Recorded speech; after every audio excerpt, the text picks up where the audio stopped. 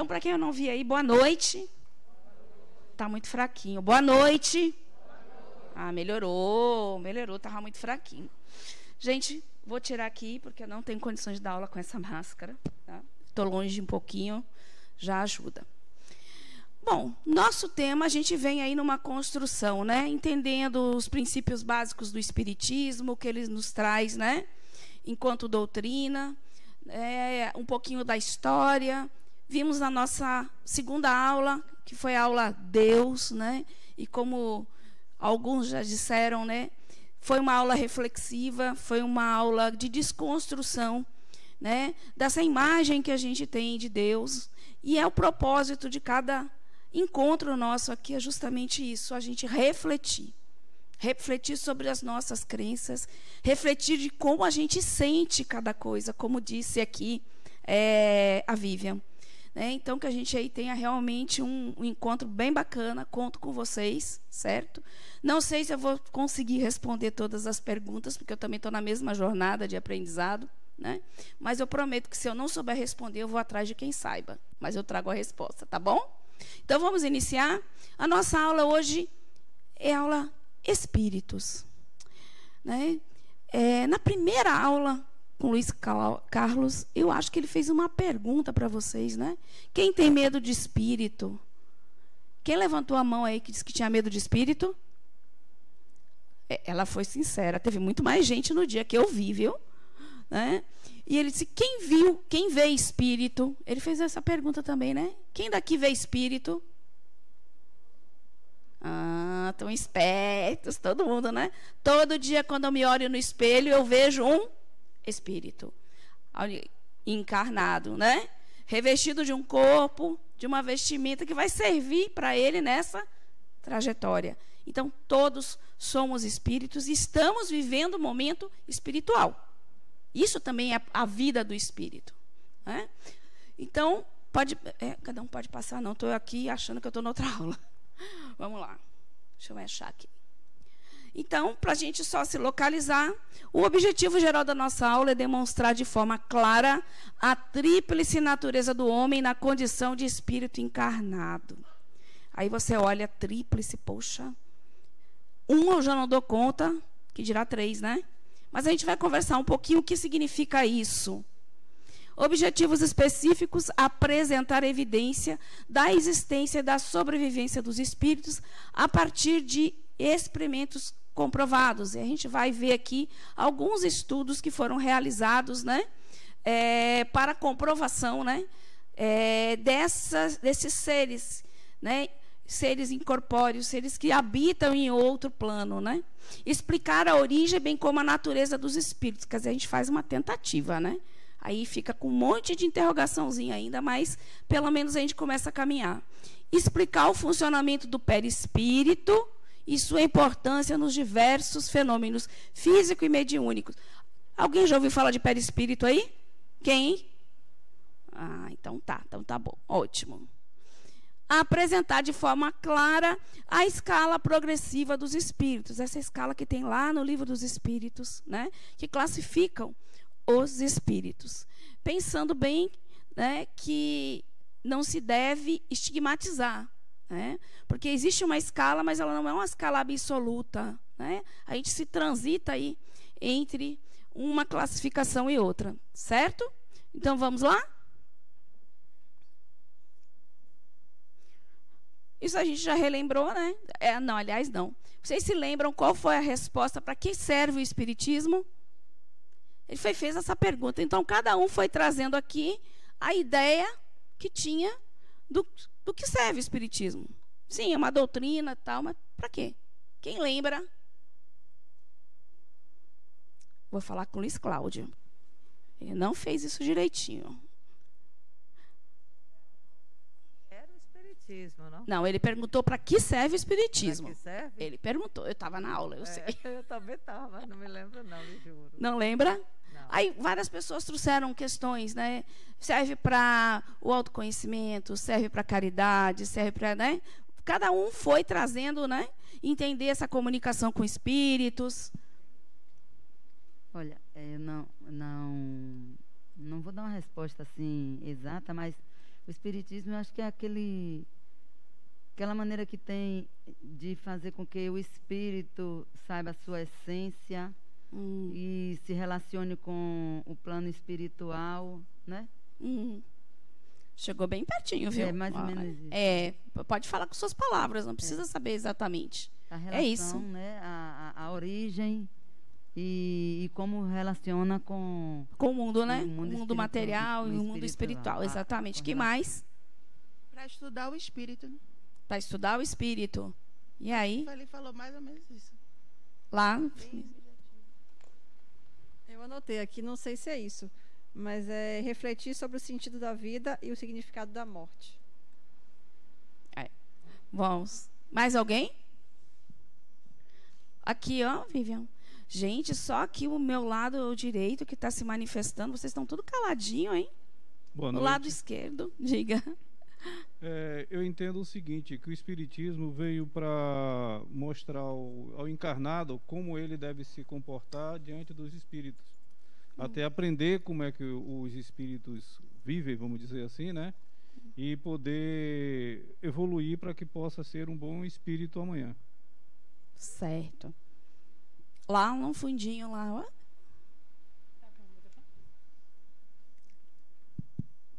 Fazer uma ginástica, Vivian, hein?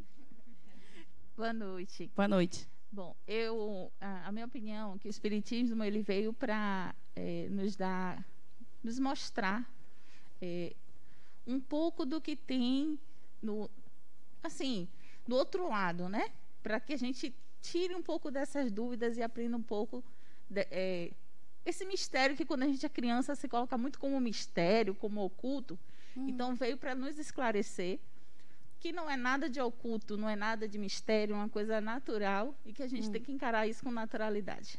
Gostei do natural, viu? Você vai ouvir muito isso até o 10, o ciclo 10. Então, eu vou colocar aqui a resposta. Ó a resposta. Espiritismo é a doutrina que trata da origem, lembram disso? E do destino dos espíritos e de suas relações com o mundo material. Como nós nos comunicamos, né? Como nós interagimos, né? Com essas realidades que são nossas realidades e com pessoas que habitam, né? Em um outro plano, né? Um outro plano de vibração, de frequência, certo? Então, só para relembrar isso. Então, a gente está tratando disso, né? Todo o restante que venha são sentidos que a gente dá para a nossa conduta, para a nossa melhoria, né? Para a modificação que você vai fazer, que você quer fazer internamente e externamente, tudo isso, né? Mas o Espiritismo em si, ele estuda isso, ele trata da nossa origem, certo? E das nossas relações com o mundo material, com essa experiência aqui, tá bom? Só para relembrar, vamos passando aqui. Agora eu vou botar umas imagens, e sim, sinceramente, antes de nós falarmos aqui em espíritos, dentro do espiritismo, qual era a ideia que você tinha sobre espíritos? Desde criança, quando a gente está aqui, e as pessoas chegam para você para falar, qual era a ideia? O que você pensava que era espírito? Fantasma, isso. Que mais? Assombração, né? Que mais? Medo, né? Coisa do outro mundo, né? Porque isso foi incutido em nós, né? E isso sempre foi apresentado a própria a indústria cinematográfica fez muitos filmes, né? Filmes de terror, espíritos vindo, comendo o cérebro do outro, né? Fazendo coisas absurdas, né? Então, o espírito sempre foi visto nessas imagens aqui. Né? Esse está até com a cara do fantasminha legal, né? Mas que era até o único fantasma na minha época de criança que era legal. Era o fantasminha, o Gasparzinho, né? Porque o resto... Olha a outra imagem aqui, ó. Assombração em casas. Não é assim? Né? Também sempre essa coisa obscura, sombria, que dá medo, né? Anjos, demônios, não é? Não classificávamos os espíritos como anjos e demônios? Pois é, aqui a gente vai aprender que espíritos são pessoas como nós, em estágios de entendimento da vida, né, de suas relações diferentes, né, que seria o evolutivo que a gente fala, né? Cada um no seu tempo, com sua experiência, né? Ou aquela coisa muito divinizada, né? Aquela coisa muito longe de nós. Não é assim? Então, essas são as ideias que nós temos sobre os espíritos. Nós nunca pensamos que nós somos espíritos, né? A gente não pensa que é espírito. Por quê? Porque a gente vive somente a materialidade, o personagem que eu desempenho nessa encarnação. Eu nunca me vejo como espírito, né? E Adenauer, quando dá a primeira aula, ele fala que o objetivo principal da ULI é fazer que você se reconheça espírito. Apenas isso. Não é uma faculdade para ensinar espiritismo para ninguém, é uma faculdade para que você reconheça essa sua condição de ser espiritual enquanto ser espiritual imortal, que vai viver muitas experiências, ok? Bom, a gente vai falar um pouquinho, muito rapidamente, né? Porque tem um vasto material sobre isso e a gente não tem tempo para trazer tantas coisas. Mas a gente vai falar um pouquinho, vai dar uns saltozinhos aí na história, mostrando que já há muito tempo atrás, esse contato com espíritos já acontecia. Isso já acontecia, sabe, desde quando? Desde o primitivo. O homem, quando encarnou num corpo, o espírito, né, o princípio espiritual, quando encarnou num corpo humano, ele passa a ser um espírito, a gente vai conversar sobre isso. E ele já vem com a mediunidade, que vai ser outro tema que a gente vai ter uma aula somente sobre isso, né? E portanto, com esse potencial de contato, seja através da audiência, da vidência, com outros seres, com outras mentes que habitam em uma outra realidade, certo? Então, lá do homem primitivo. E é bem interessante isso, porque já na morte de membros, né, que não era bem uma comodidade, porque eles eram nômades, moravam em cavernas, né, mas quando morriam deles, eles pegavam o crânio deles e colocavam na entrada da caverna, porque eles acreditavam que dessa forma o morto não voltaria. Ora, baseado em quê? Né, eles sentiram essa necessidade. Quem viu o morto em algum momento retornar? Por quê? Porque desde que o homem é primitivo, ele traz a mediunidade e provavelmente médiuns tiveram a oportunidade de ver, né, seus companheiros que morreram, né, a sua forma astral, perispiritual, e passaram a ter esse ritual. Então, desde lá do primitivo, nós vamos ter essa concepção, né, de um entendimento já do mundo espiritual, vai trazer dentro dele um conceito, algo que lhe busca a Deus, ao divino. Isso existe dentro de nós, independente da crença ou não crença. Algo nos impulsiona e nos leva até Deus, de alguma forma, né? E com a mediunidade também. Então, a gente vai dar um bom salto aí, né? E vamos lá para a Grécia. Esse é o oráculo de Delfos, né? E acho que vocês sabem que o oráculo de Delfos, eles tinham as sacerdotisas, né, que recebiam, né, e incorporavam, que é outra coisa que a gente vai conversar aí depois sobre isso, espíritos que vinham aconselhar. Então, as pessoas iam ao oráculo para se aconselhar com os deuses, né, chamavam de deuses. E tinham essas pessoas que intermediavam, que eram essas médiums, que chamavam-se pitonísias, né? Essas sacerdotisas, né? Eram templos normalmente dedicados aos deuses, né? A seus deuses, e cada um tinha o seu oráculo. Então tá aí. Aí tá aí. É espírito. A gente tá na aula de espírito, viu? Vai lá. Tá. Ficou empolgado, né? Então, em todas as culturas milenares, na China, no Egito, o Egito tinha um conhecimento da morte, da vida após morte, né? do espírito, do perispírito. Na Grécia, várias civilizações já tinham essa questão do espiritual, né, e com esses contatos, né, com espíritos já desencarnados, certo? Dando mais um saltinho aqui, a gente vai lá para a Idade Média, né? E essa é Joana d'Arc, né?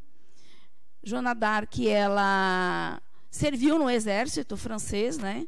Segundo ela recebeu uma mensagem, né, de Miguel, Santa Catarina e Santa Margarida, que instruía ela a entrar no exército para ajudar a defender a França, né? Ajudar o seu rei. Ela era uma médium e ganhou várias batalhas, né? Teve sucesso em várias batalhas, e ela era orientada pelos espíritos. Muitas dessas batalhas ela se dava bem com a orientação dos espíritos, certo? Ela foi queimada, né, na fogueira, condenada à fogueira aos 19 anos. Né? Ela entrou no exército, ela se vestiu de homem para poder, né, ficar ali.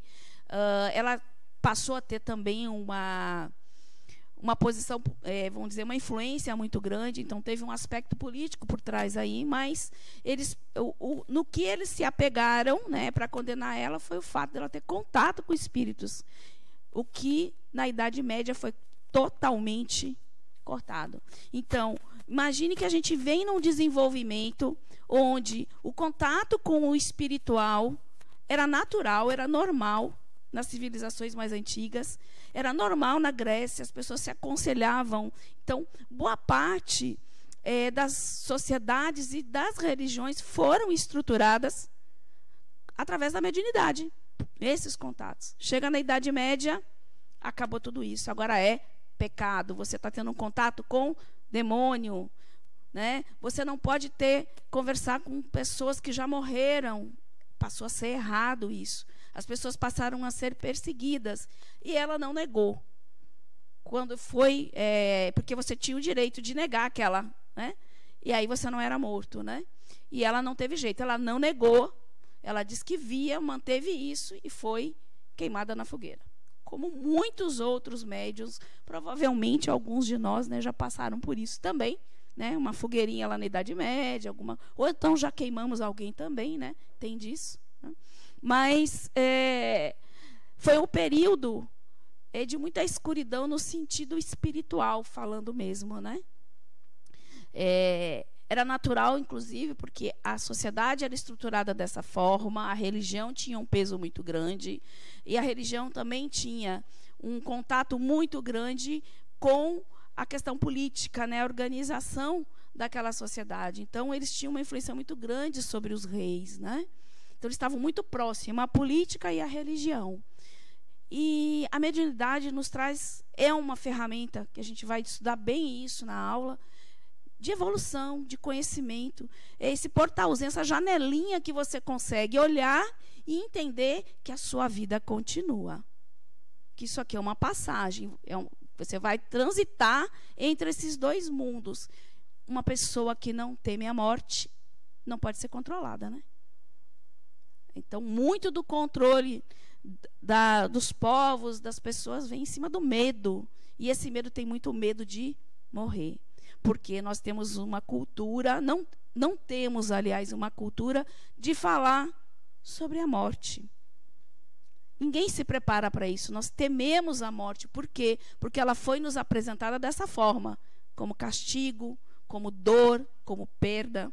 Né? Para a gente é muito difícil. O ocidental é muito difícil para ele trabalhar a questão da morte. Então, teve muito disso na Idade Média também. O interesse do conhecimento ser retido, porque eles sabiam de tudo isso. Estavam lá nos mosteiros, né? O conhecimento científico, o conhecimento espiritual, mas naquele momento não era interessante, porque eles queriam o domínio da população e implantar aquela religião daquela forma e aquele sistema político. Né? Então, por que eu estou falando isso? Porque até a nossa vida espiritual, as nossas relações com a matéria têm a ver também com a sociedade onde eu estou inserida, com aquele momento. né? Nós vamos evoluindo, né? Nosso corpo, a nossa mente, vamos nos estruturando, né? Inclusive em nossas crenças religiosas. Né? Alguma pergunta?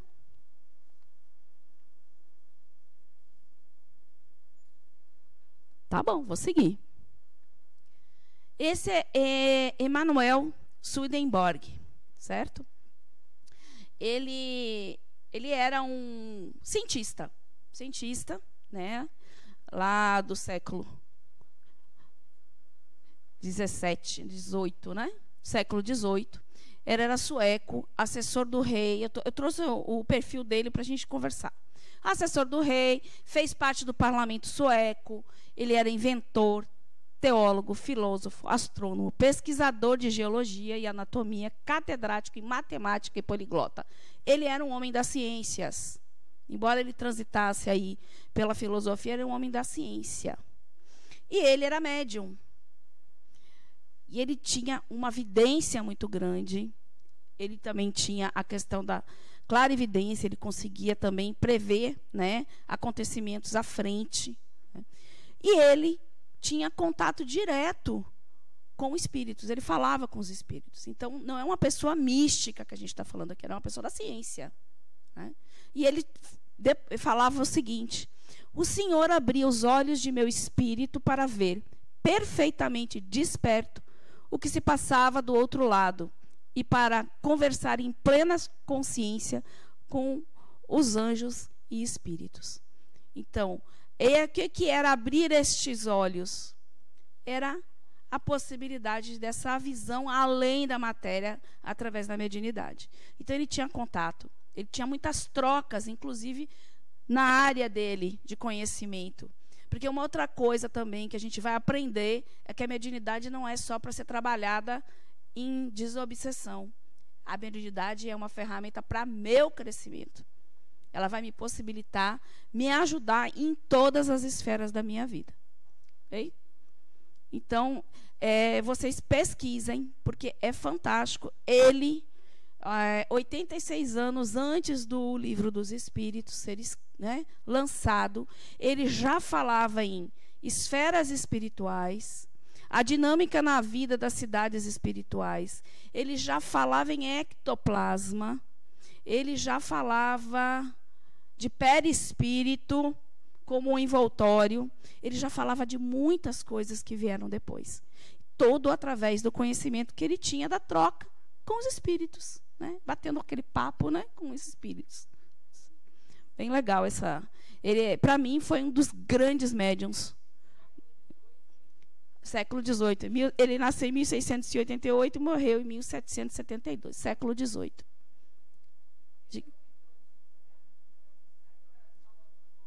Não sei. Não, você está confundindo com Emmanuel, né? Não. Quer dizer, eu não sei, né? De repente até né? Vem de outra forma. Eu não sei. Mas... E aí, vocês se lembram da primeira aula sobre esses acontecimentos aí do século XIX que iniciaram lá nos Estados Unidos, né? Nessa cidadezinha de Hydesville, com as irmãs Fox, com a família Fox. Né? Aí vocês se lembram o que aconteceu? Né? Eles moravam na casa e começou o quê? Pancadas na parede, né? E se tornaram constantes. Então, após várias vezes desses acontecimentos, e eles pesquisarem na casa o tempo inteiro para saber de onde era a origem dessas pancadas, eles não conseguiram identificar algo que justificasse o som. E chegaram, então, à conclusão que existia aí uma inteligência se manifestando e tentando conversar. E uma das filhas dele, Catarine, criança sempre tem mais, né, mais espirituosa de fato e não teme tanto, né, as coisas como a gente, resolveu estabelecer conversar e criou um código, né? Onde, por exemplo, uma pancada era sim, duas era não. Aí foi atribuindo isso, né? A pergunta sim, não, sim, não. Passado um tempo, eles descobriram que se tratava de um mascate Charles Rosman, que tinha sido assassinado, né? E depois descobriram, de fato, a ossada dele, os restos mortais deles emparedaram, né? Fizeram as escavações, não acharam porque ele estava na parede mesmo. Numa demolição, eles conseguiram identificar que ele existia e ele tinha sido assassinado pelos antigos moradores da casa. Então, eles conseguiram descobrir através desse contato. Então, foi aí que deu os grandes eventos de manifestações de espíritos no século XIX. Foi um momento em que a espiritualidade chegou e disse: eu existo, existe algo mais, eu estou aqui.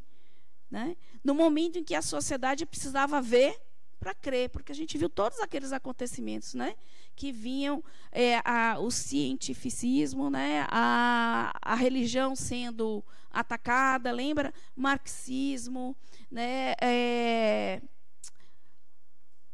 Darwin, né, com a evolução, dizendo que o homem não tinha origem divina, era simplesmente um processo de evolução que vinha lá do macaco, dos animais. Né? Então, era necessário ver para quê? Porque a ciência, porque só era considerado verdade aquilo que a ciência pudesse comprovar. Então, eles resolveram aparecer de várias formas. Né? E uma delas é começar esse contato com médiums, né, que estavam aí. Saindo nos Estados Unidos, aí tiveram vários eventos, né, em salões, né, de reuniões, onde colocaram essas médiums, foram feitas sessões, né, mas de uma forma muito frívola mesmo, né, de brincadeira, perguntando, muito espetaculoso. Né, não existia uma base de estudo, era mais a curiosidade mesmo das pessoas de verem o fenômeno. E isso atravessa e vai para a França.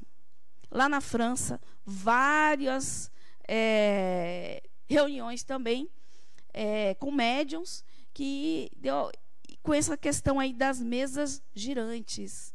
Os médiums, né, sentavam ali, faziam perguntas às mesas. Lembra que o Luiz Carlos falou, né, que tinha um alfabeto, fazia e ela ia, né, a mesinha ia apontando as letras para formar aí uma frase, uma palavra, né? E a mesa se movimentava a partir dos médiums que estavam ali. Isso chamou a atenção de uma pessoa, alguém que vai ser muito importante para o espiritismo. Quem? Allan Kardec. Por quê? Allan Kardec também era um homem da ciência. E quando ele foi buscar isso, ele foi para comprovar que não era, porque como ele era magnetizador, estudava o magnetismo, ele pensava que a partir desse estudo dele ele poderia, né, mostrar esses fenômenos a partir do magnetismo. Então, o que chamou a atenção dele foi isso. E ele foi a várias reuniões, né? A gente vai falar um pouquinho ali na frente. Então, as mesas girantes foram fenômenos de natureza mediúnica amplamente difundidos na Europa e nos Estados Unidos, a partir dos meados do século XIX. O fenômeno consistia no movimento sem causa física aparente de mesas em torno dos quais reuniam-se nos salões pessoas de todas as classes sociais à época para assistir. Okay? Então, esse foi um dos outros fenômenos de manifestação de espíritos. Outro cientista, que foi William Crookes, também chamou a atenção dele por ser um homem da ciência, né, que disse: não, a ciência precisa estar ali também, presente, para tentar entender o que está acontecendo e, né, provar cientificamente que isso não existe. Né? Que não existe. Ele era químico, ele era um físico inglês, né? Também. Ele estudava a espectroscopia, que era justamente essa relação de raios eletromagnéticos, né? E a matéria, os vários tipos de ondas, né? E de como elas se comportavam diante da matéria. Cada uma, como tinham frequências diferentes, ela se apresentava de forma diferente ao contato com a matéria. Assim, né? Então, ele já tinha essa questão desse estudo. Né? E aí começou um outro fenômeno, que eram os fenômenos de materialização de espíritos.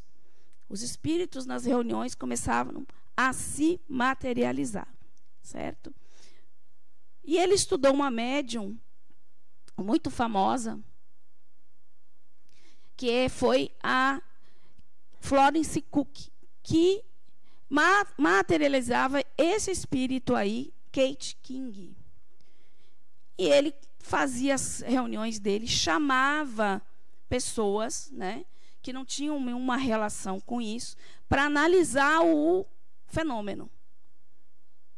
Aí essa médium, ela tinha uma doação muito grande de ectoplasma, que é outra coisa que a gente vai falar, que é só por causa disso que é possível esse fenômeno de materialização. E ela materializava o corpo inteiro, com todos os órgãos, com tudo.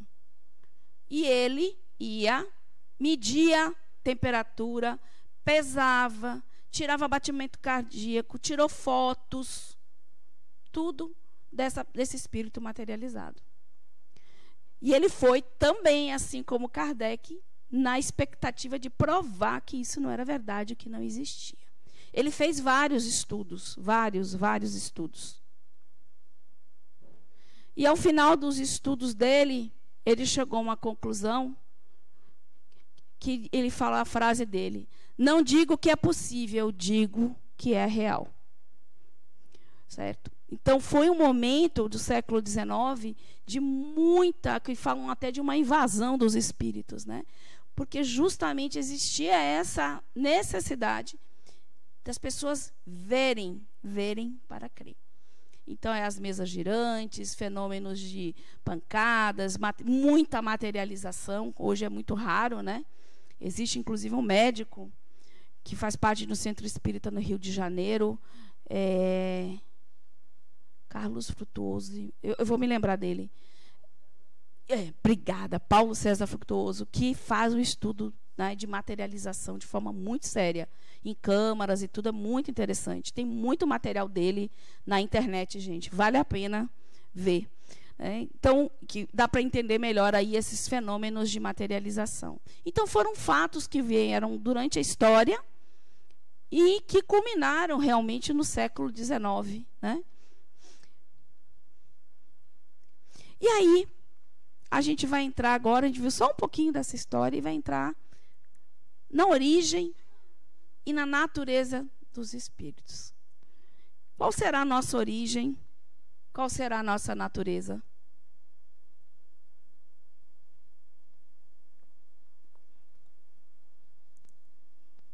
Eu vou pedir ajuda ao Livro dos Espíritos, tá? Na questão 23, né, a pergunta que Kardec faz aos espíritos é: o que é o espírito? Aí a resposta dos espíritos: o princípio inteligente do universo. Aí ele vai: e qual a natureza íntima do espírito? Ele não ficou satisfeito com a resposta. O espírito não é fácil de ser analisado na vossa linguagem. Para vós não é nada, porque o espírito não é uma coisa palpável, mas para nós é alguma coisa. Sabeis bem que coisa nenhuma é o nada e o nada não existe. E aí, quando eu comecei a ler o Livro dos Espíritos, eu ficava braba, ficava muito indignada. Porque quando eu li algo assim, você está achando que eu sou burra? Será que eu não tenho capacidade de entender? Me explique de forma que eu possa entender. E ao longo dos estudos, de ler mais profundamente, eu fui entendendo o tamanho da minha ignorância. E, de fato, existem coisas que a gente não tem como entender, porque a gente ainda não tem conteúdo para isso. E é muito fácil da gente entender isso. Vamos fazer um comparativo aqui. Você já imaginou pegar um homem primitivo, lá das cavernas, pegar ele e colocar no nosso mundo hoje? Com avião, com celular, com carro, essa loucura nossa, né? Gente pra caramba em todo lugar. Vocês já pararam para imaginar? Será que ele ia conseguir processar o que ele está vendo? Será que ele ia conseguir entender o que ele está vendo? O que vocês acham? Não, porque ele não tem referência. Ele não tem conteúdo, ele não chegou lá ainda. Aqui. Aqui, ó.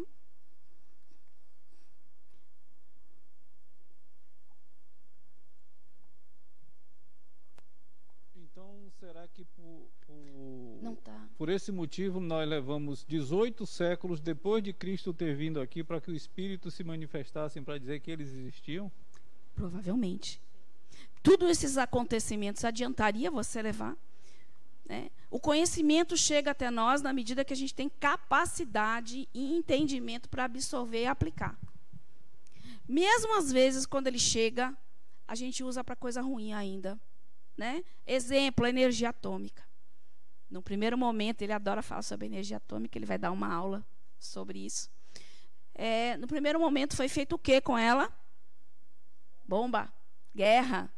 Depois, hoje, ela é usada em muitos aparelhos, né? Para fazer a ressonância, né? Se eu não me engano, a ressonância. É energia atômica.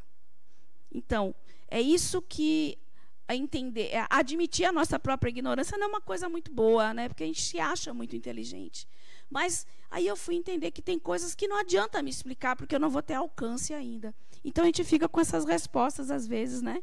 Que eu disse assim, poxa, e eu ficava muito chateada quando eu comecei a ler. Eu falei, que livro é esse que o tempo inteiro me faz pensar que eu não sei das coisas, né? Mas é isso, o Livro dos Espíritos.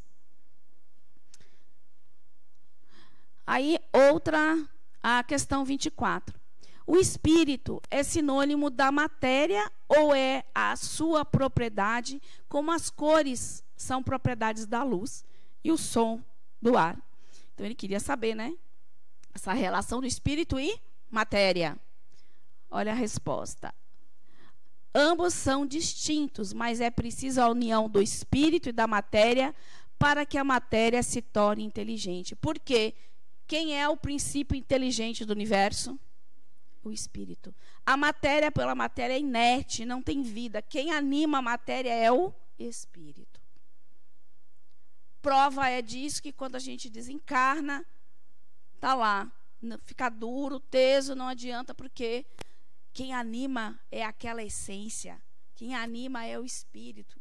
É esse espírito que a gente traz, que é nosso, que somos nossos, não, que somos nós. Porque não é nosso, eu não tenho um espírito, eu sou um espírito, ok? Teria então o universo dois, ele era bem pentelho, né? Teria então o universo dois elementos gerais, a matéria e o espírito? Aí ele responde sim. E acima de tudo isso, Deus, o Criador, o Pai de todas as coisas. Essas coisas são o princípio de tudo que existe. É a Trindade universal. Essa foi a resposta. Então, matéria é matéria, né? Espírito é espírito e Deus é Deus. São três princípios diferentes. E a gente vai aqui. Né? Então, relembrando, Deus, a inteligência suprema, causa primeira de todas as coisas. É a questão 1, né? A primeira questão que vocês viram lá do Livro dos Espíritos na aula passada. O espírito é o princípio inteligente do universo. E a matéria, essa aí a gente vai começar a conversar, é a condensação do fluido cósmico universal. Alguém sabe o que é o fluido cósmico universal? Não? Ninguém nem ouviu falar? Perispírito é uma condensação do fluido cósmico. A formação do perispírito. Não? Então vamos lá. Eu já vou explicar. Que definição se pode dar aos espíritos? Foi ela perguntar de novo, né, para ver se vinha uma resposta, mas a resposta.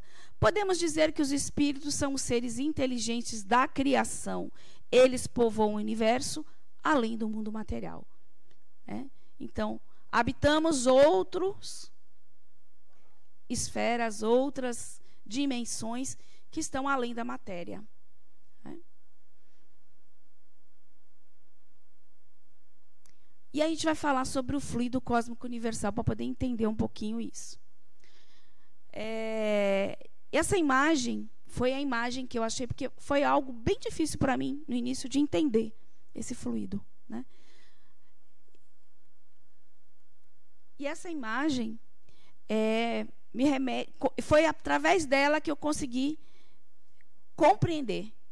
Todo o universo é constituído desse fluido, é a matéria primordial, primitiva, e sofre modificações das mais variadas. Então, é o fluido que dá origem a todas as coisas, a toda a matéria. A essa matéria mais densa do que são os nossos corpos, a cadeira, a mesa, o perispírito, tudo que existe é uma condensação desse fluido, suas combinações, né, e suas condensações. Tânia, quer dizer que eu estou envolto por essa matéria? Sim, nós estamos imersos nesse fluido. E aqui, essa citação aqui do livro Evolução em Dois Mundos, de Chico Xavier, ali pelo André Luiz, o fluido cósmico é o plasma divino, austor do Criador ou força nervosa de todo sábio. Neste elemento primordial vibram e vivem constelações e sóis, mundos e seres, como peixes no oceano. Por que eu botei essa imagem? Porque quando ele fala peixes no oceano, vamos pensar no mar. Dentro da água não existe uma vida? Existe uma dinâmica de vida?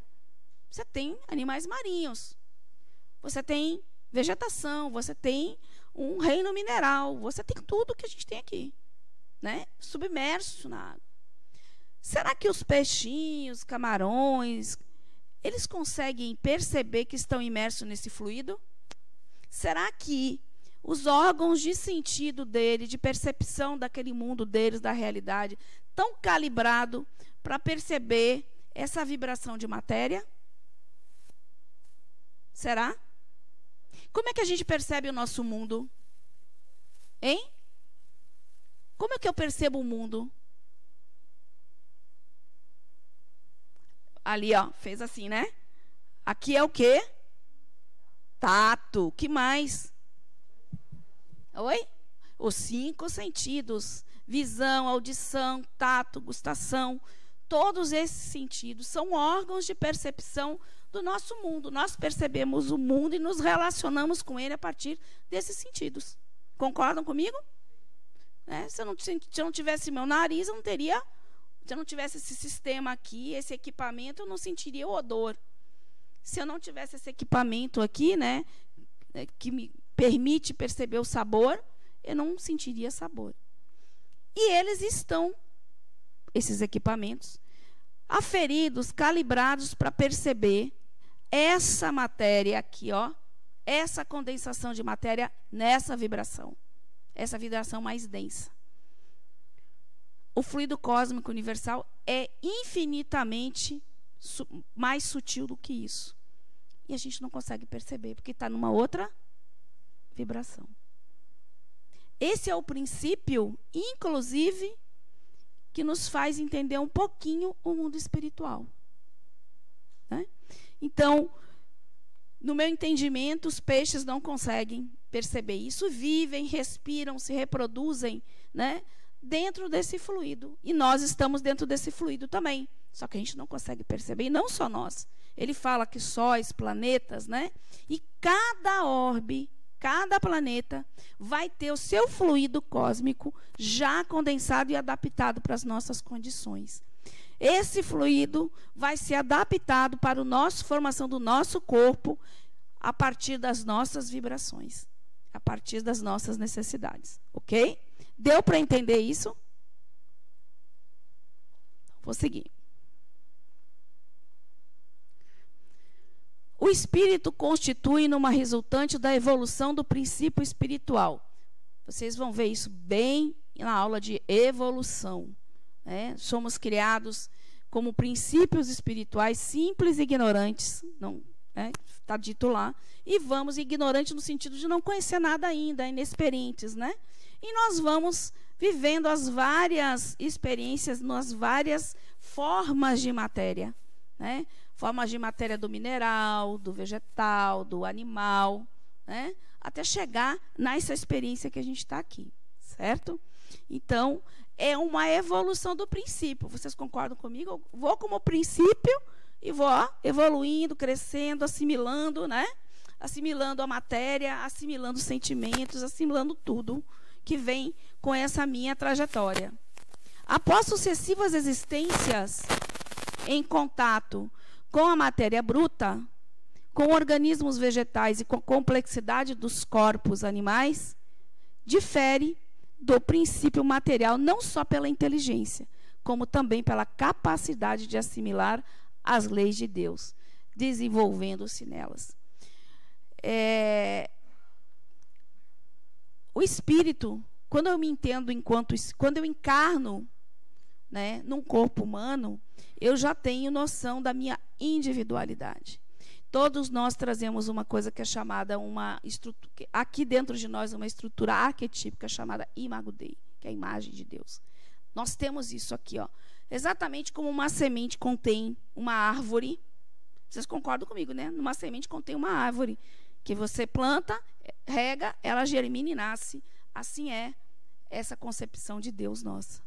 Certo? E a gente tem condições de nossas experiências ir aprendendo e assimilando essas várias leis, que a gente vai ter um bloco aqui só de leis de Deus, bem interessante, e a gente vai tirar um pouquinho, desmistificar algumas coisas a respeito dela.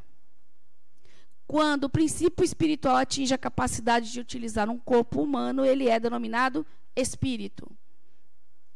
Portanto, a criação dos espíritos remonta à criação do princípio espiritual que se origina de Deus. E Deus cria constantemente, o tempo inteiro. Né? A criação não para. Então, sempre estão sendo criados novos princípios espirituais que vão originar novos espíritos. Certo? O surgimento de novos espíritos é a consequência natural da evolução do princípio espiritual e se dá constantemente. Ficou claro aí? Tranquilo? Vocês estão muito quietinhos, viu?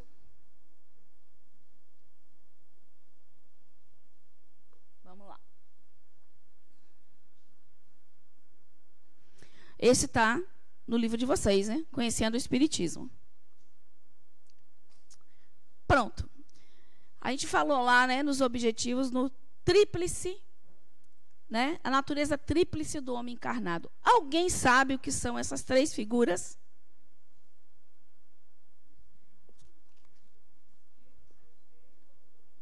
E corpo material. Exatamente, perfeito. Estão afinadinho. Corpo, espírito e perispírito. A gente vai conversar um pouquinho. O que é esse perispírito? Ô, Tânia, eu achei que eu era só um. Não, você não é um. Por enquanto, você é 3. Certo? Estou falando por enquanto, porque depois a gente vai além. Então, o corpo físico aí, ó, é o domicílio temporário do espírito. É uma veste, né? É o equipamento que ele se utiliza para poder se manifestar nessa dimensão. Por quê?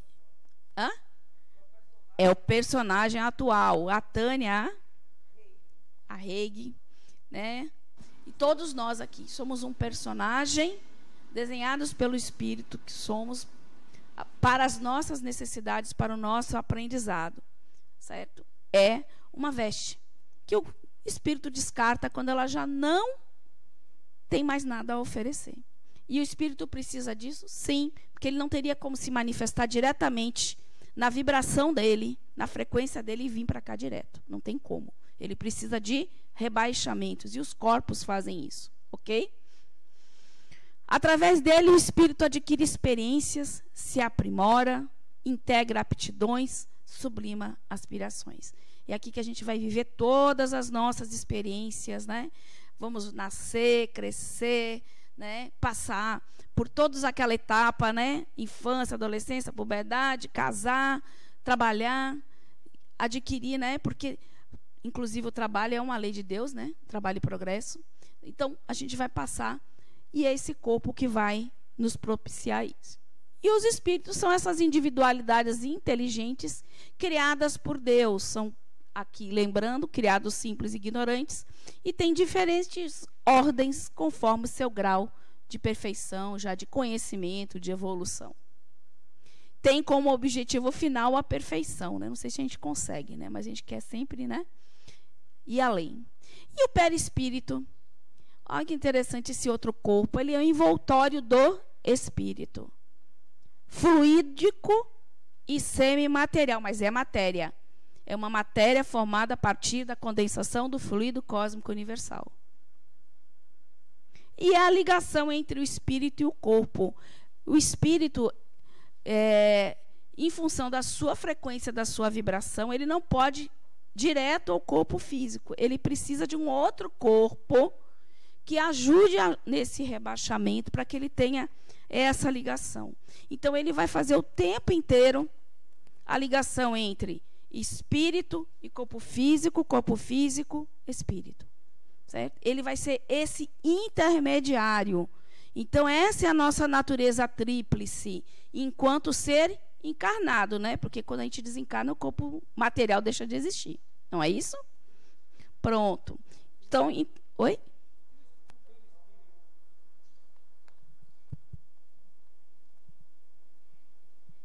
No caso, quando a matéria deixa de existir, ela falece, o perispírito e o espírito, como é que eles convivem? Porque assim, o espírito, para que ele chegue à matéria, ele precisa do perispírito, ok? Ok. E aí a matéria deixa de existir, o perispírito, ele fica junto com o espírito. O que a gente falou? Que ele é o quê? O envoltório do espírito, não do corpo físico. Entendeu? Okay. É do espírito. Esse corpo perispiritual, ele vai ser o corpo de manifestação do espírito no plano espiritual. O nosso corpo material é o corpo de manifestação na matéria, nessa vibração, nessa frequência. E o perispírito vai ser o corpo de manifestação no plano espiritual, que já tem uma outra frequência, uma outra vibração. É uma matéria muito sutil, né? Boa noite. Boa noite. Boa noite. Queria tirar uma dúvida. Quando a gente, por exemplo, quando nós vamos desencarnar, esse perispírito, ele é preparado para o desencarne? Com quanto tempo que isso é realizado? Mais ou menos, se existe essa previsão? Previsão de preparar o perispírito? Não, porque dizem assim, eu já ouvi falar, por exemplo, claro, de minha forma leiga, que quando a gente vai desencarnar, nós já temos espíritos que já estão ali próximos de nós para poder nos receber e tal. Nunca me aprofundei nesse caso. Sim. No caso do desencarne, qual o papel do perispírito? Ele é preparado para isso? Ele tem uma ligação com o desencarne? Como é que é feita essa na verdade, desligação, né, com o corpo humano? O perispírito, aí vocês vão ter uma aula muito profunda sobre isso no ciclo 2, que vai destrinchar o perispírito para vocês. Mas entenda que o perispírito é um corpo que é material, certo? Que se liga ao corpo que está em formação, lá, nível de feto, informação. Ele se liga e ele é um molde do corpo físico. Você quer saber como é seu perispírito? Olhe para você, porque ele foi o seu molde. E ele se liga a nós energeticamente, célula a célula. Então, ele está ali. Só que ele tem propriedades, né? Ele consegue, a gente chama de emancipação, vocês vão ver isso, emancipação do espírito. Ele pode se emancipar parcialmente. Quando eu durmo, eu desdobro. Esse meu corpo sutil, material, ele desprende e pode sair, o corpo fica lá, mas o espírito vai fazer o que ele quer. O corpo quem precisa descansar é o corpo, não é o espírito. Então, isso é vamos dizer, é parcial. E tem o total. O total é quando se rompe esses laços e o corpo morre. Certo? O preparo do perispírito já é preparado para isso mesmo. É o nosso corpo preparado por isso. E qual é o papel dele? A nossa mente reside no perispírito.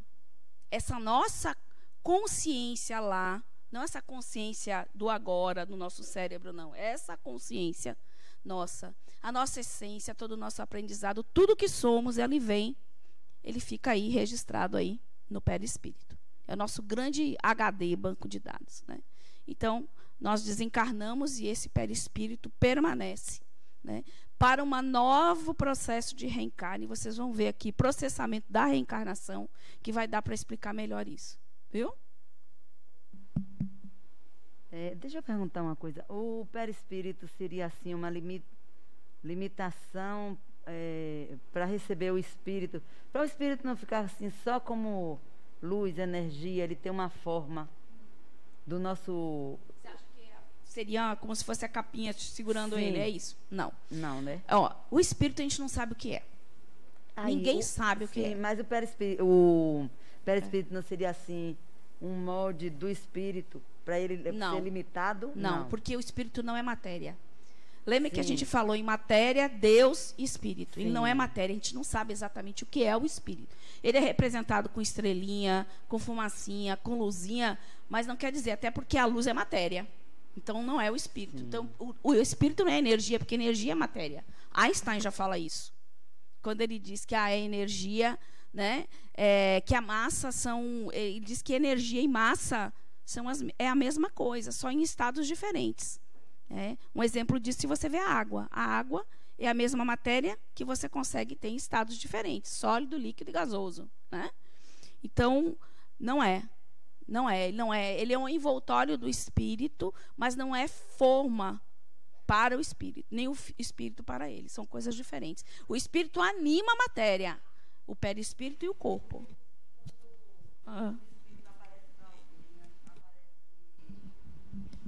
Pela última forma, quando o espírito se materializa, né? Ou ele aparece para alguém, ele se mostra, vamos dizer, ou na última reencarnação, ou em outra reencarnação que ele gostava mais. Então, o perispírito toma a forma desse... Boa pergunta. Desse O que outro aparece corpo. para nós? O que a gente consegue ver? É o perispírito. É isso, o perispírito. Esse perispírito, quando a gente desencarna, ele ainda está com muita forma muito parecida com a nossa, está aqui. Mas a gente vai ver que ele tem várias propriedades, e uma delas, ele é moldável. Ele é moldável. Então, ele pode sim, ele tem plasticidade, ele pode se apresentar mais jovem, mais alto, com uma outra forma de uma outra encarnação, como ele quiser, né? Ele vai conseguir sempre fazer isso, depende de quanto ele já adquiriu a habilidade de trabalhar isso, né? Quer dizer, quando eu desencarnar eu posso fazer o que eu quiser. Não, depende daquilo que você já consegue fazer, aprender. Eu não sei se cabe a pergunta, mas eu já ouvi dizer que quando eu faço uma tatuagem, que fica registrado no meu perispírito. Não sei se cabe para agora, para essa aula. Não, não, porque o que acontece no corpo material só vai para o perispírito se for uma carga emocional muito grande. Porque o que é o espírito é como se ele fosse imprimido com essa energia, com essa força que é o sentimento, o trauma. Mas, na verdade, você desencarnou, você pode não ter perna, não ter braço, o perispírito não tem isso, não. Você não perdeu o pé nem a perna do perispírito, não. Então, se você fazer sua tatuagem, não tem problema, não quer dizer, a não ser que você queira permanecer, né, materializar ela dessa forma, mas não. Não. Viu, Cídio? Fique tranquilo. Boa noite. Boa noite. Eu queria saber, quando a gente vê o espírito, você diz que a gente não vê mais a pessoa, o corpo dela, né? Como é que, tipo assim, quando ela aparece, ela tá aparecendo pelo perispírito dela ou com o corpo dela mesmo, só pra gente entender quem é? Pode ser. Ela vai tomar a forma. Normalmente, quando a gente desencarna, como eu falei, é natural que a forma do seu perispírito esteja, porque estava condicionado nessa encarnação. Então, não é assim que você muda, né? Você vai desencarnar, vai levar um tempo de adaptação, e dependendo do seu potencial e conhecimento para moldar ele, você molda, ok? Mas o que aparece para a gente é o perispírito, o corpo astral, espiritual, certo? Que vai se apresentar da forma que for mais conveniente. Muitas vezes ele pode se apresentar com a última encarnação, ou não, para que a pessoa reconheça. Isso aí aí depende. Até porque a gente não tem espírito aparecendo, né? Então, desencarna, está aparecendo o tempo inteiro, porque também não é assim, né? Não é, a porta não é tão aberta assim. Mais alguém? Aqui, ó. Mais alguém? Vivian? Tem ali atrás, é o primeiro, Tânia. Sobre o que você falou na estante, sobre a impressão no espírito, né? Eu ouvi uma vez uma pessoa falando, não sei se foi em alguma doutrinária, que, por exemplo, uma pessoa que sofre um acidente e tem uma perna amputada, às vezes ela, como o perispírito ele não tem essa perna amputada, às vezes ele esquece. E aí ele tenta dar aquele passo, mas na verdade a impressão que o espírito tem de que está com a perna, mas não está mais, entendeu? Então, assim, é uma maneira clara da gente entender que o nosso perispírito não sofre diretamente o que o nosso corpo sofre. Talvez seja mais ou menos mais isso. A nível mental mesmo, de sentimento. É isso aqui, ó. Certo? É isso, é bem por aí mesmo. No caso da gente ver o espírito, tá? Eu, como encarnado, consigo ver o perispírito de alguém que está dormindo e esse perispírito saiu? Se você tiver evidência, sim. Uhum. Você tem que ter mediunidade, porque essa mediunidade é um órgão que tem uma frequência que consegue conectar com a frequência do plano espiritual. Aí você vê. Esse é o médium vidente. É aquela coisa que a gente pensa que sonhou. Pode ser. A gente também sai do corpo, né? Quem já teve a sensação de estar flutuando? Quem já saiu, levantou e olhou para baixo e viu o corpo? Acontecia isso comigo direto. O nariz no teto e olhava e eu estava no chão. Estava deitada na cama. É horrível a sensação. Quando a gente não sabe do que se trata. Viu? É isso. Vamos lá. Aí vamos definir um pouquinho o perispírito, né? A gente não vai aprofundar tanto ele agora, né? A gente está apresentando ele, a gente está na realidade na construção base, né? Mas vocês vão ver isso em outros ciclos de forma bem mais profunda. Perispírito do grego, peri, em torno, e do latim, espíritos. Alma, espírito, é o envoltório sutil e perene. Perene porque ele permanece com o espírito após a morte do corpo físico, né? Do espírito, que possibilita a sua interação com os meios espiritual e físico, como a gente já falou. Este termo foi empregado por Kardec pela primeira vez no item 93 do Livro dos Espíritos. Tânia, o perispírito era conhecido somente, Allan Kardec conhecia? Não. Em várias culturas já se conheciam o perispírito. Eu mesmo falei agora de um mais próximo, que foi Swedenborg, que já falava em perispírito. Então, é muito conhecido das culturas bem antigas, certo? Formado pelo fluido cósmico universal, sua natureza varia, não só de acordo com a evolução moral da alma, como também com as condições do orbe que irá habitar.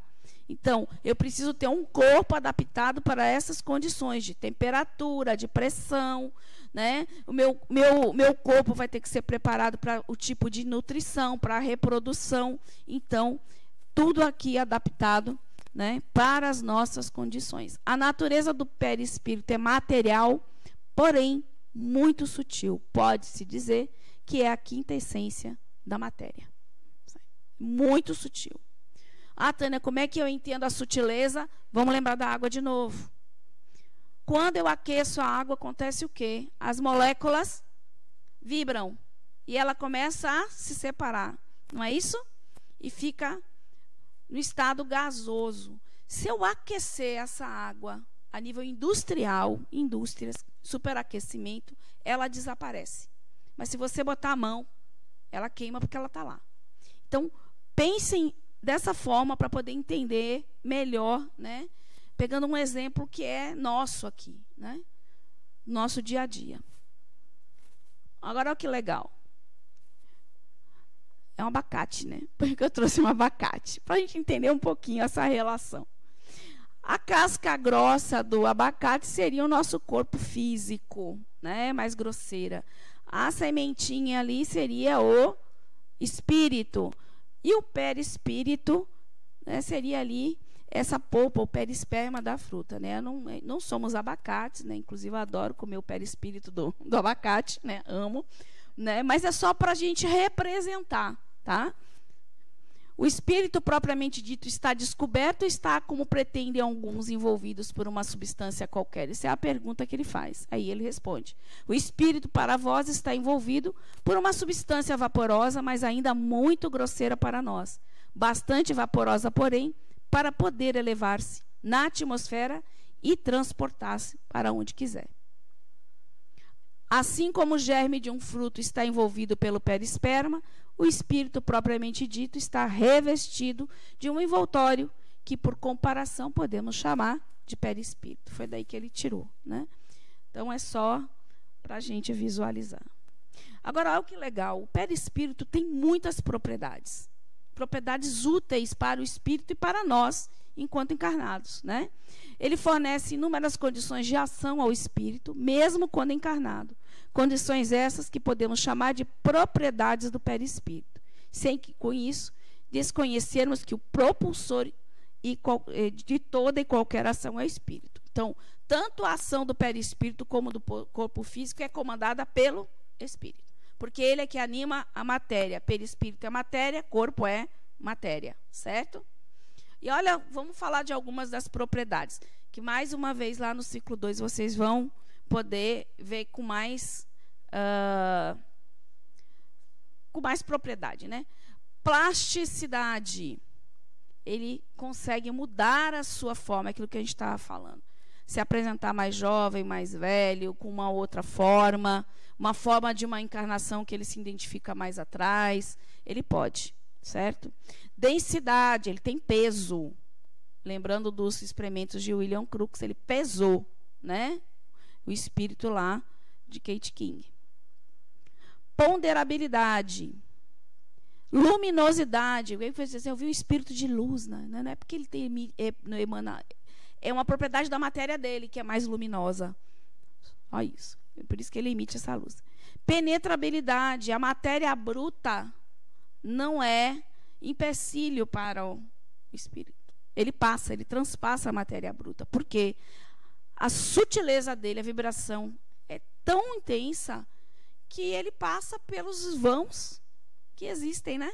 Porque isso a gente vê sólido, mas na realidade, se você aproximar muito, você vai ver que, né, tem vários orifícios, né? Não é uma matéria totalmente lisa. Então, ele penetra. Visibilidade, ele pode se tornar visível, né, aos olhos de quem é vidente, e pode se materializar, certo? Corporeidade, ele tem um corpo mesmo, um corpo completo, né? E, inclusive, é ele que dá a ao nosso corpo físico. Tangibilidade, você pode tocar. Um espírito materializado você consegue tocar, dependendo ao grau de materialização dele. Expansibilidade, essa aí vai ser uma propriedade muito importante para explicar os fenômenos mediúnicos. Um do mecanismo da mediunidade é, quando o espírito se aproxima e quer se comunicar, ele expande o perispírito dele, o médium capta isso, expande o dele, para que ele receba as ondas eletromagnéticas do pensamento do comunicante, né? E aí vai interpretar, vai falar ou vai escrever. Então, eu preciso do perispírito para isso. E para outras coisinhas lá na frente que vocês vão ver. Mutabilidade, ele tem a possibilidade de mudar. Bicorporiedade. Nós temos dois corpos, o material e o perispírito, né? Existem médiuns que têm a capacidade de desprender seu perispírito, ir para outro lugar e se materializar. E ele vai ficar em dois lugares ao mesmo tempo. Se vocês pesquisarem Francisco de Assis, Eurípides Barçanufo, tem uma outra agora, Padre Pio, eles tinham essa questão da bicorporiedade.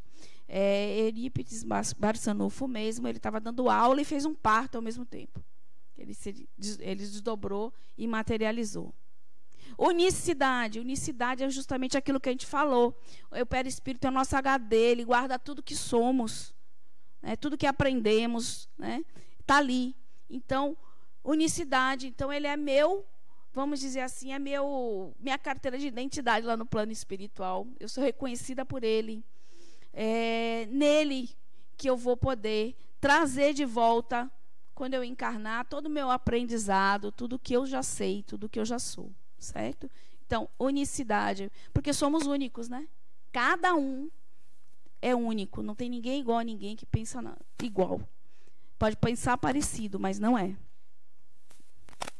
Odor, ele tem um cheiro característico, como o nosso corpo físico tem, ele tem um cheiro. Não é aquele cheiro materializado de flores, de ar, de éter, não. É um cheiro do corpo mesmo, pertencente ao corpo. E tem temperatura também, porque, como eu falei, o perispírito contém todos os órgãos do nosso corpo físico, estão lá no corpo perispírito. A luminosidade, independente do nível de evolução desse espírito, ela existe? Existe relação. Todas essas propriedades têm muita relação com a evolução do espírito. Quanto mais evoluído, mais capacidade ele tem de se utilizar delas, e mais luminosa é a matéria dele.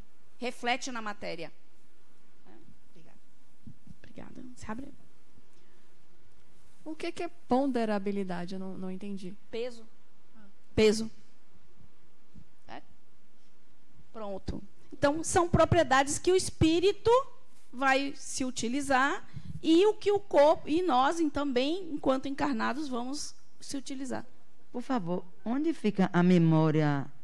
É no espírito ou no perispírito? A memória agora consciente no córtex. Sim. Agora, todas as nossas experiências estão na mente. A mente está no plano espiritual e está alocada no perispírito. Está alocada no perispírito. Tá, ok. Obrigada. Ok? Mais alguma pergunta?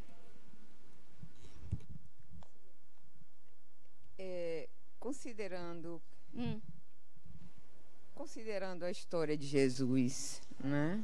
Sim. Quando falamos que Jesus, que tem a sua onipresença, né? Ele está presente em todos os cantos, né? Então, assim, eu fico me perguntando, quando ele enviou os seus discípulos para diversos lugares e ele conseguia, através daqueles discípulos, né, praticar os milagres, praticar a própria fala que ele passava para aqueles discípulos, a sua capacidade também da fala, né? Então, ele seria uma multicorporidade, porque ele se fazia presente com os diversos discípulos? Não, né? Não. Tem uma frase assim, bem, vós sois deuses. Não tem isso? Porque Jesus dizia que a gente tinha capacidade de fazer exatamente o que ele fazia. Né? Porque Jesus, quando veio à Terra, ele vem como homem encarnado. Ele foi um espírito que encarnou. Viveu uma vida humana durante um tempo. Né? Depois de um certo tempo, ele foi cumprir lá a missão dele, que foi pregar, né? Que não foi a religião, porque ele não pregava a religião, né, os ensinamentos dele. E esses apóstolos seguiam ele, né, com esse aprendizado. E eram médiuns também. Eram todos médiuns. Certo? Então, não é multicorporeidade, não. Eles levavam o conhecimento que eles estavam adquirindo com ele. Né? Então, vamos dizer assim que são os seguidores mesmo, né, que vão reverberando esse conhecimento. Não é que ele se multiplicava. Agora, ele se materializava, ele tinha bicorporeidade, ele levitava, ele era um médium que tinha muitas capacidades mediúnicas, até porque era um espírito de alta envergadura, né? Que veio para cá com uma missão. Ele não veio porque ele precisava, ele veio porque ele tinha que ajudar. Né? Mas não é multicorporeidade. Certo? A bicorporeidade é porque a gente tem esses dois corpos materiais que permitem a gente se manifestar na matéria simultaneamente, entendeu? Mas não é.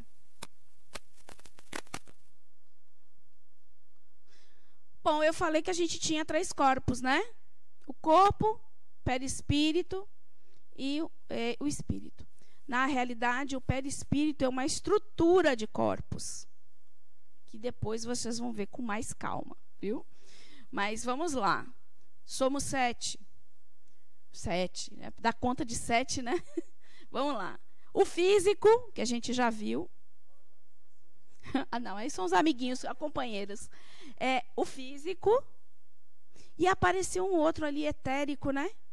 Que é chamado como duplo etérico.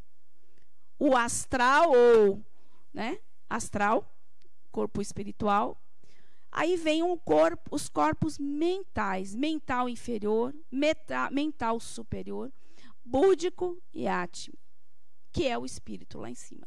Átma. O físico é aquilo que a gente já viu. O que é o duplo etérico? É um corpo energético, é a nossa bateria. Quando nós reencarnamos, esse corpo que é muito próximo a nós, assim, afastado milímetros, é o corpo que gera a nossa energia, capta a nossa energia, transforma e nos alimenta.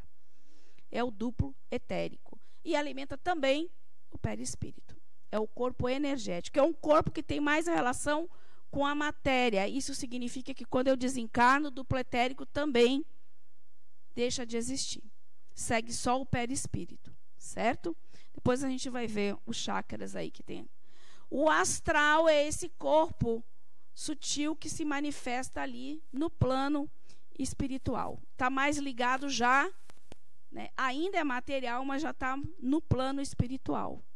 Depois eu tenho um mental inferior, mente, né? Que está ainda muito próximo da matéria, perto do perispírito, e aonde a gente guarda aquelas sentimentos, sensações mais instintivas nossas, né? Os sentimentos mesmo, né? Amor, a emoção, está tudo ali.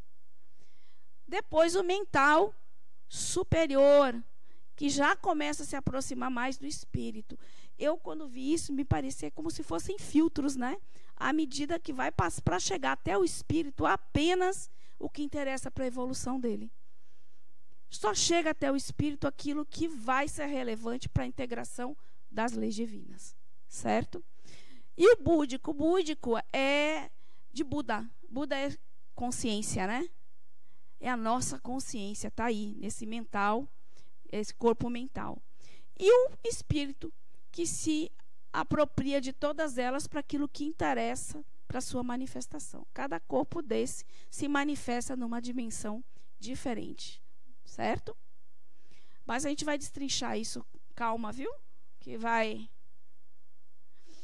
Pronto, aqui é uma outra simbologia, uma forma de representar, onde tem lá o corpo físico, que é o veículo das manifestações na dimensão material.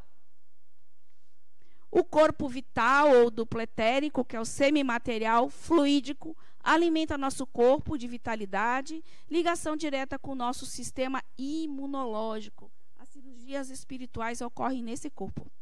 Esse corpo que está em desequilíbrio, né? Então, as doenças começam de uma forma vibracional e depois elas atingem a matéria. Então, é possível tratar as doenças ainda quando estão no plano vibracional, né? Antes de chegar à matéria. Corpo astral, nosso corpo emocional, sede dos núcleos energéticos potencializados de afeto.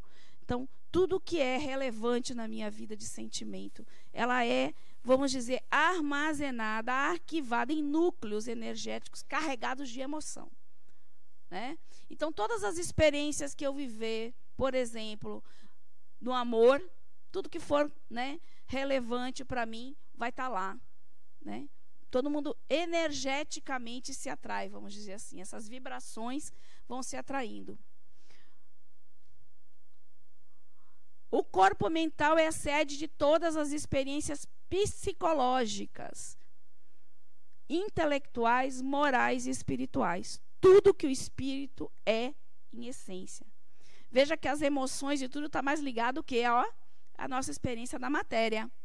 E ali o corpo já está mais pelo intelecto mesmo, a questão psicológica.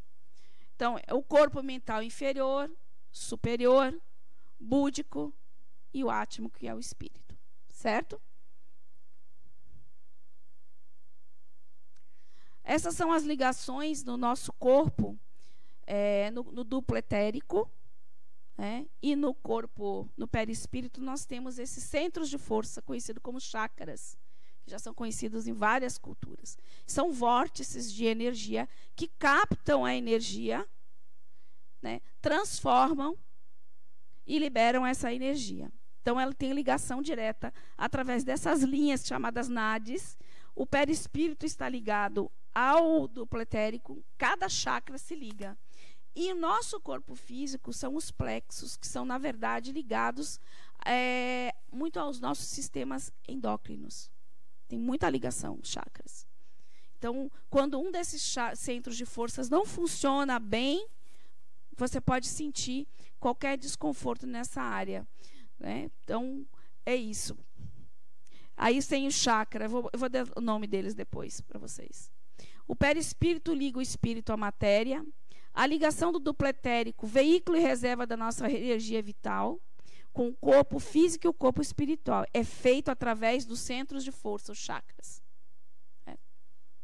Absorve o fluido vital e o distribui pelo corpo humano, além de o transformar em fluidos sutis, enviando para o corpo astral. Então, ele está exatamente bem próximo do material e do espiritual. Então, quando ele transforma essa energia, ele alimenta ambos os corpos, sutilizando ou densificando para o corpo físico, né? Pronto, centros de força. Vamos apresentar eles. A palavra sânscrita, que significa roda, círculo, disco, centro, plexo. Ele é um vórtice cônico com vários tubos que vão girando. Por isso que ele tem um aspecto representado como pétalas, né? Ele é representado como pétalas de uma flor, né? Centros de transferência e conversão de energia entre as duas dimensões do ser. O genésico, que está aqui, ó, lá quase na base, é o modelador da forma e aos estímulos criadores, né? É o centro responsável pela criatividade, é o centro responsável pela formação dos nossos corpos, né? Tudo é o genésico. Gástrico é o centro de força que está ligado às emoções, penetração de alimentos e fluidos, digestão e absorção. Quem nunca se viu numa situação que o estômago que você sente dá um frio na barriga, que a gente fala, né? Que você percebe, às vezes, o ambiente, as situações, através desse chakra que está ligado ao estômago, né? Esplênico regula a distribuição dos recursos vitais, formação e reposição de defesas, né, do nosso corpo. Cardíaco é o nosso centro de força ligado aos sentimentos, emoções e equilíbrios. Não é à toa que a gente diz que o amor está no coração, né? A gente liga o coração ao amor, né? Laríngeo, comunicação, controle da fala e respiração. Por exemplo, o laríngeo é ligado à tireoide. Pessoas que não falam, né, não expressam seus sentimentos, que seguram. Já sentiram aquela sensação que parece que está enforcando você? Dói aqui, né?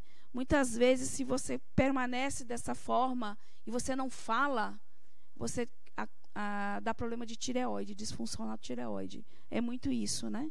É da fala, do não falar. Frontal, a sustentação dos sentidos, visão, tato, olfato, paladar. E está ligado à nossa pineal, que vocês vão estudar depois, que é o nosso órgão de captação das ondas eletromagnéticas dos espíritos, né, que vai fazer a nossa ligação com o plano espiritual, a visão, né, em algumas culturas conhecidas como terceiro olho, né, ágina. E o coronário, que é o centro que está voltado para o céu, né, que faz a nossa ligação com o plano espiritual, é a nossa consciência do espírito, né, com os demais, recebe os estímulos do espírito. Seja o plano espiritual, quando um espírito, por exemplo, quer comunicar, é o coronário que capta as ondas dele e manda para a pineal, que é o órgão nosso físico para fazer essa função e mandar os comandos para o cérebro. Ok? Então, vocês vão também no ciclo 2 ter uma aula só de centros de força. Aí eles vão ser destrinchados, vocês vão ver as ligações dele com o nosso corpo, as funções, o que acontece, o desequilíbrio dele, como alinhar, como cuidar, certo? Então é isso. Alguma pergunta? Está todo mundo muito quieto.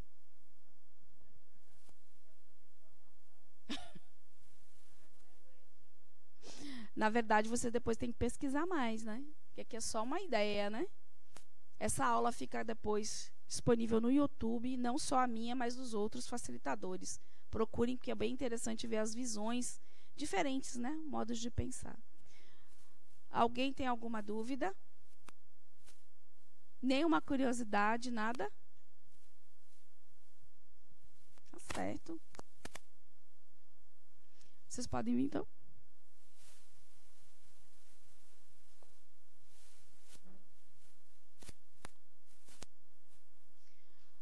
Para a gente finalizar, a gente vai falar um pouquinho dessa classificação e da escala espírita, né?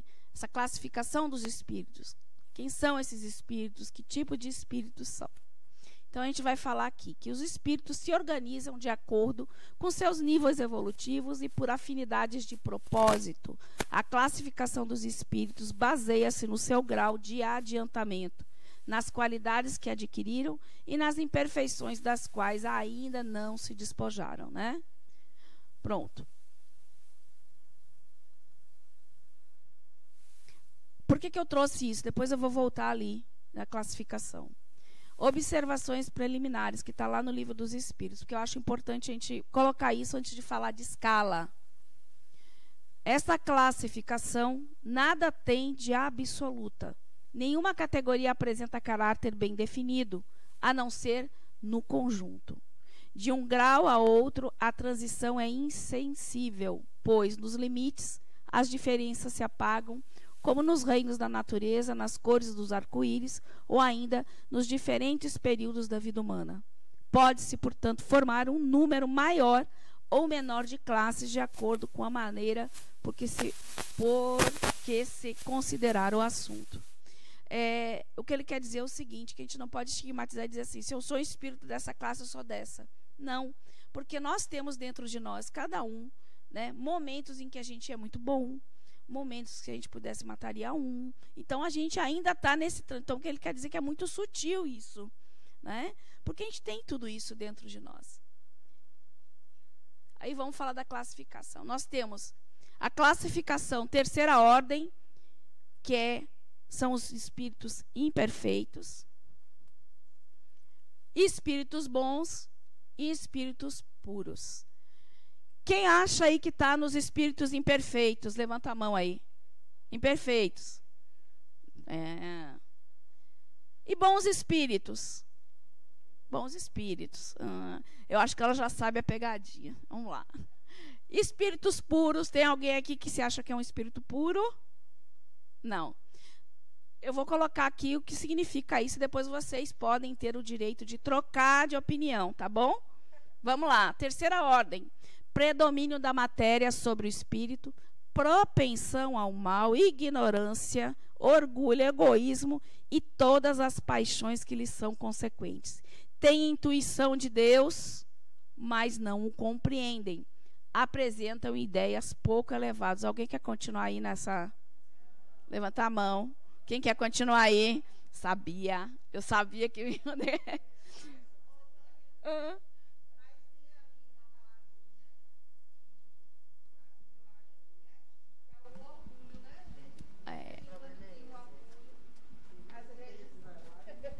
Por isso é que eu disse que não é absoluta. Exatamente por causa disso. Porque o orgulho, né, parece... Eu acho que todos... Não todos, vou falar de mim, mas eu tenho, em alguns momentos, né, o orgulho, então eu ainda vou me incluir ali. Infelizmente. Mas não pode ser totalmente, né? Porque você não é tudo isso. Aí é que não ser absoluto. A gente não é tudo isso. Agora a gente tem coisas... Minoria. Mas tem coisas que pertencem a nós ainda. Pois é. Segunda ordem, predomínio do espírito sobre a matéria. Compreendem Deus e o infinito. Quando encarnados, são bons e benevolentes para com seus semelhantes. Têm provas a passar até que atinjam a perfeição absoluta. Então, a gente transita entre esses dois, não concordam? Mais no 3, né? Aí vem. Engraçado que hoje eu estava com uma amiga discutindo exatamente isso, né? Em que grau nós estamos, né? Nosso planeta. Primeira ordem, influência da matéria nula, já atingiram a perfeição, despojaram-se de todas as impurezas da matéria, não estão mais sujeitos à reencarnação. Teve algum espírito aqui que a gente conhece com essa característica? Nem perto. Ah, Jesus. Foi o único.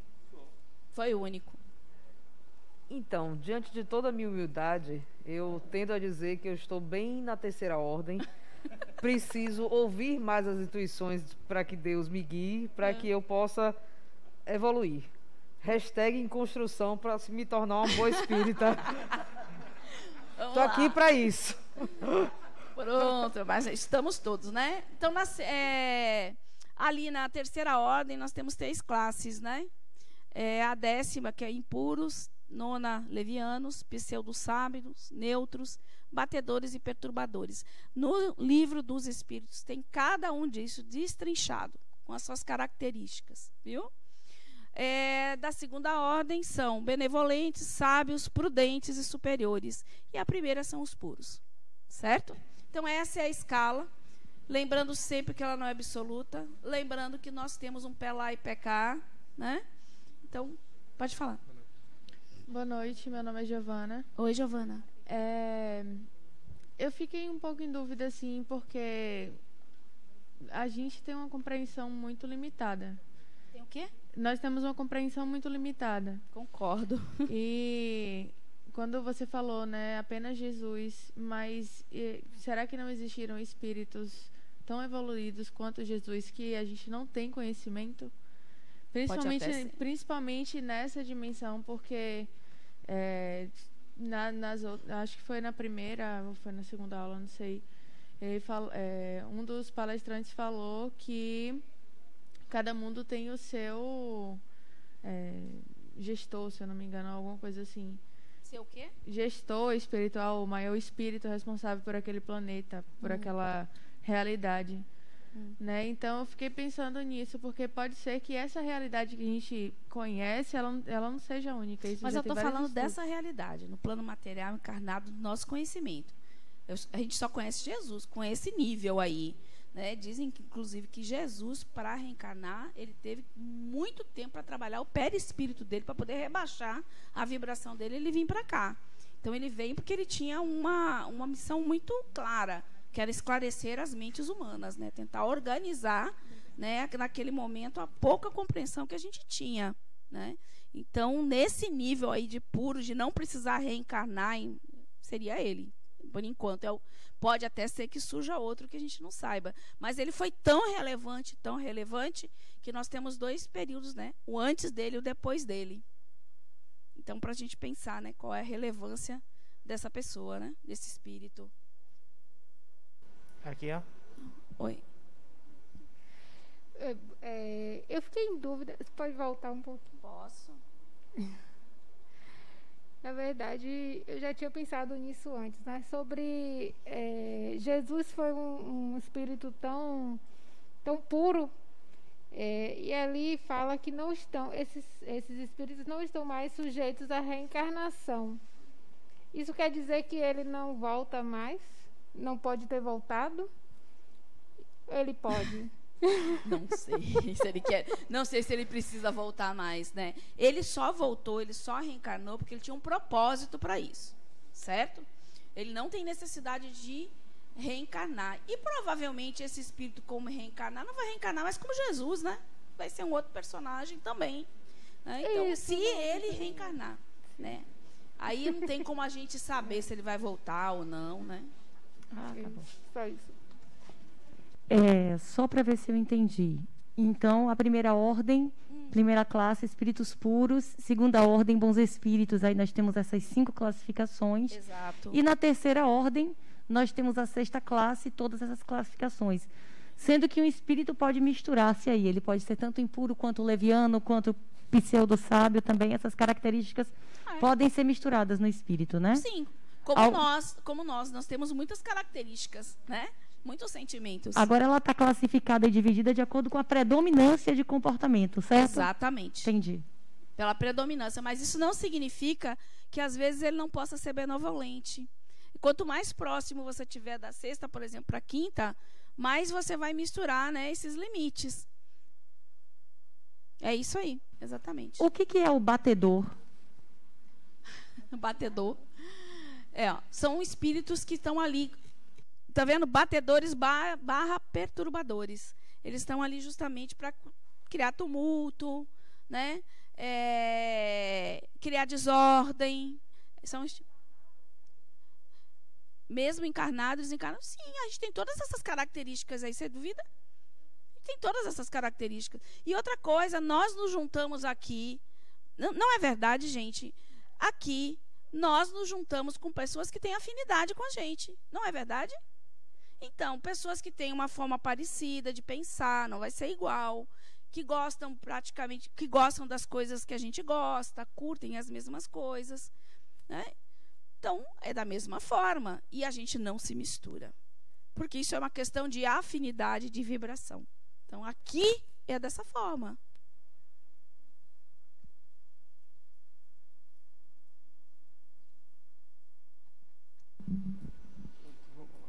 Podemos dizer, então, que, diante dessa classificação, Irmã Dulce, Mahatma Gandhi, dentre outros feitores, né?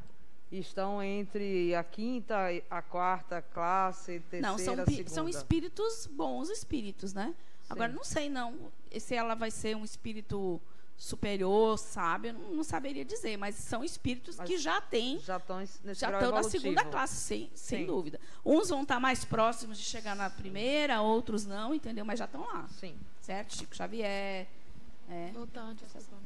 esses outros avatares aí, né, que chegaram, né? Com relação às pessoas que têm baixa cognição, né, no caso, pouco entendimento, as pessoas mais...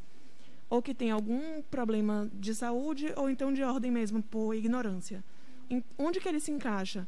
E outra questão, quando tem realmente uma doença psíquica, quando envolve isso, e aí, é o espírito ou é a doença mesmo?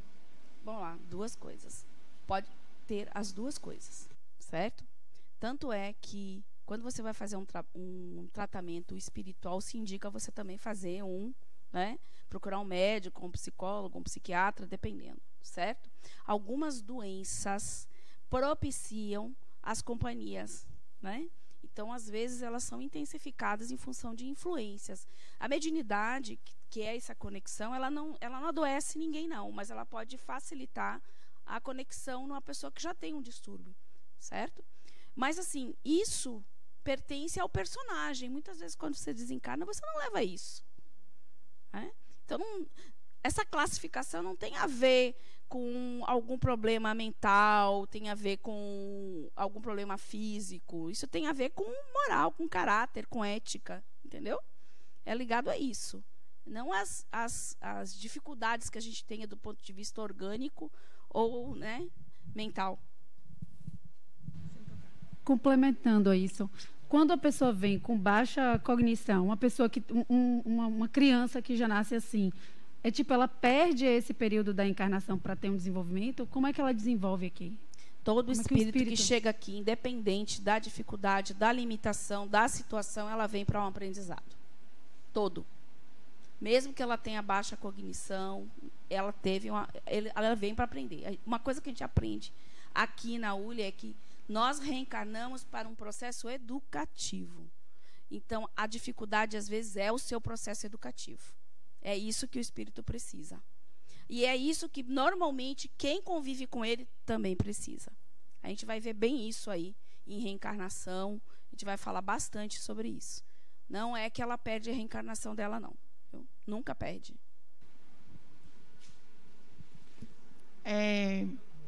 Eu compreendi que a gente não pode analisar, que a gente não pode analisar, classificar o espírito a partir de uma única encarnação, né? Sim. Não. Então, não é porque eu conheci Farani nessa encarnação, que ela foi uma pessoa boa e tal, que eu vou classificar ela ali de acordo... Não, é de toda uma... Sim, é toda uma história, né? É verdade, você não pode... Na verdade, a gente sempre entra no julgamento, né? A gente não pode julgar, né? Porque essa pessoa é um espírito que vem com uma trajetória, com uma história, com dificuldades, né? Com aprendizado, com muitas alegrias. A gente vem com uma história por trás, né? E a gente não consegue olhar além disso, né? A gente fica muito preso ao olhar da matéria mesmo, né? De ver aquele personagem ali. Mas por trás desse personagem tem o quê? O que traz ela? Por que aquela atitude dela é dessa forma? Por que ela se porta assim? Porque ela vem com uma história, né? Boa noite. Boa noite. De acordo com aquela classificação ali, foi colocada no quadro, é possível, dentro dessa trajetória, um espírito encarnado, ele está por exemplo, entre a segunda e a quinta classe, e ele, por desvios de conduta durante essa vida, ele regredir e partir da quinta para a 10ª classe? Olha, o espírito ele nunca regride. A história está aí para mostrar, gente, né? Se você pegar do homem primitivo, a barbárie, a todas as civilizações que existiram, se você olhar para trás, sempre foi pior, né? Sempre foi pior. Então, a gente vem, sim, evoluindo. Então, a gente sempre evolui. A Adenauer brinca muito com a gente e diz, se você é ruim agora, imagine o que você foi antes. Certo? Porque você já vem numa versão melhorada. Porque você tem seu aprendizado aqui, tem seu aprendizado no plano espiritual também. Então, como você chega aqui, você já está atualizado de alguma forma. Me regenerei totalmente? Não. Não é fácil a gente mudar, né? Não é porque eu desencarnei que eu deixei de ser o que eu sou, né? Então, é um trabalho que a gente ainda tem que fazer. Então, não é que ele vai cair de classe, mas a gente transita, porque a gente tem dentro da gente amor, ódio, orgulho, raiva, mas também a gente é capaz de ser bondoso. Não concorda? Então, a gente transita, está aí. Esse limite está muito, né? Mas vai chegar um momento que nós seremos mais prudentes, seremos mais, né? Estaremos mais evoluídos, seremos superiores. Vai chegar esse momento. Por enquanto, a gente está aí transitando, né? Como, de repente, eu estou ali sendo prudente, benevolente, de repente, me sinto ali perturbado de alguma forma, algo me desestabiliza, porque é parte do nosso crescimento ainda. Boa noite. Oi. Eu queria saber como é que se dá essa relação entre esses espíritos de diferentes ordens. Porque, por exemplo, a gente sabe que aqui a gente se relaciona com pessoas, como você falou, que a gente tem afinidade. No plano espiritual é da mesma forma. Mas, por exemplo, em um ambiente do plano espiritual, é possível ter espíritos de diferentes ordens? Então, por exemplo, esses espíritos puros, eles são de fácil acesso? Ou como que se dá essa relação entre os espíritos? Porque são faixas vibratórias diferentes, não são fáceis acessos, certo? Todos nós vamos ir para a mesma faixa, seguramente ainda no nosso nível evolutivo. E lá nós vamos nos relacionar da mesma forma que a gente se relaciona aqui, tá? Por afinidade, vibração, frequência. Mesma coisa, é o que vai nos levar. Isso tem muito a ver com nossos sentimentos, com nossos pensamentos, com nossas atitudes, que emanam uma frequência, uma vibração. Isso vai nos conectar com o lugar, com as pessoas, né? Mas quando você tem um nível muito superior, muito acima de você, você não é fácil o acesso. Da mesma forma que não é fácil o nosso acesso no plano espiritual. A mesma coisa, é a mesma relação. Para a gente é difícil, né? Você não vai, conversa com qualquer um, vai lá, não é fácil. Na matéria, não. Por causa da vibração, da frequência. Certo? Acabou o tempo, né? E aí? Gente, muito obrigado. Essa aqui são as referências da aula, né?